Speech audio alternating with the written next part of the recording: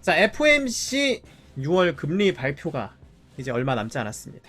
네, 동영상으로 올라가게 되면은 FOMC가 끝나고 지나 있을 수도 있는데, 네, 간략하게 설명을 드리자면, 일단 CME 패드워치에 따르면 6월 금리 동결 확률이 100%로 집계됐어요. 보이시죠? 이 자료? 100%로 집계됐기 때문에 아무래도 거의 그냥 대략적으로 금리가 동결이 된다라고 생각을 하시면 될 것 같아요. 네, 그리고 이 매매 방향을 100%로 잡으면 될 것 같은데, 문제가 동결된다 그래서 무조건 상방이고 무조건 하방이고 이런 거의 방향성 자체는 솔직히 생각하기 어렵습니다.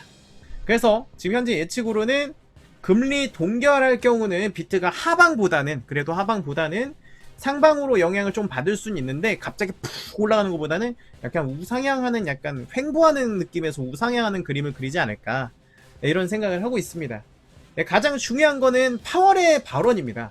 파월이 FOMC에서 금리를 동결한다 치는데 뭐라고 발언하는지가 제일 중요하거든요. 근데 여기에서는 대부분 예측 발언하는 건 금리 발표하면서 인플레이션은 아직 높은 상황이라 동결이어도 필요하다면 추가 금리 인상의 발언 가능성이 있을 가능성이 높다.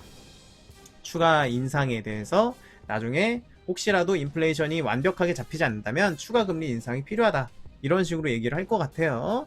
그 다음에가 이제 3시 반, 새벽 3시 반, 15일 새벽 3시 반에 기자회견이 있는데요. 금리 동결을 했는데 기자회견에서 기자가 금리 인하 시점을 반드시 물어볼 겁니다. 금리 인하는 언제 될 거냐. 그러면 이제 파월은 인플레이션이 아직은 높기 때문에 가까운 시일 내에는 금리 인하는 어렵다 라고 발언을 할 것 같아요. 가까운 시일 내에 금리 인하는 어려울 것 같다 라고 생각을 하고 있고요.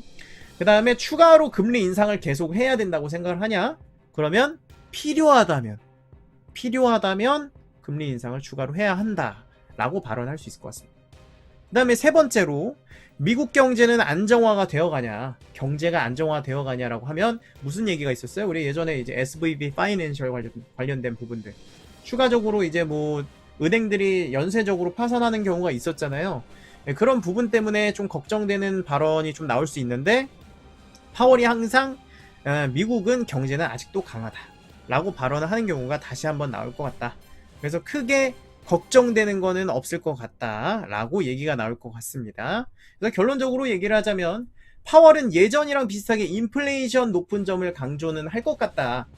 그 다음에 동결하는 쪽을 일단은 하겠지만 시장 경제의 안정성을 꾸준히 얘기를 하면서 미국이 강하다라는 걸 표현을 해줄 것 같고요.